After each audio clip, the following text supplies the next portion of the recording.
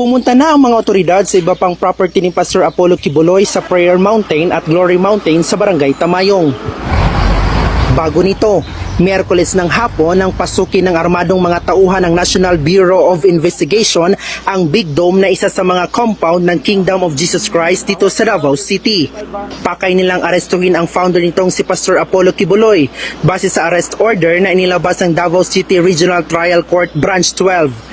Pero hindi siya nakita. During the service of search warrant, negative sa Pastor Quiboloy.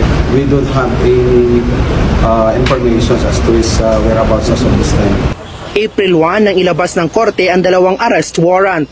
Ang isa ay para sa kasong child abuse. Dawitin dyan ang 5 pang kasamahan ng pastor.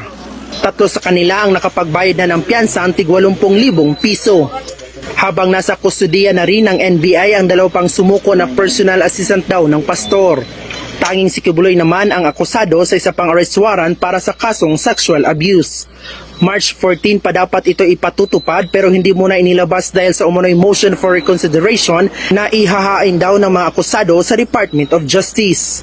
Pero natapos na ang Marso ay wala namang natanggap na resolusyon ang Korte ng Davao mula sa DOJ. Kaya iniutos na ng Korte ang pagpapatupad ng arrest warrant lalo't nakitaan ng probable cause ang kaso laban kay Quiboloy.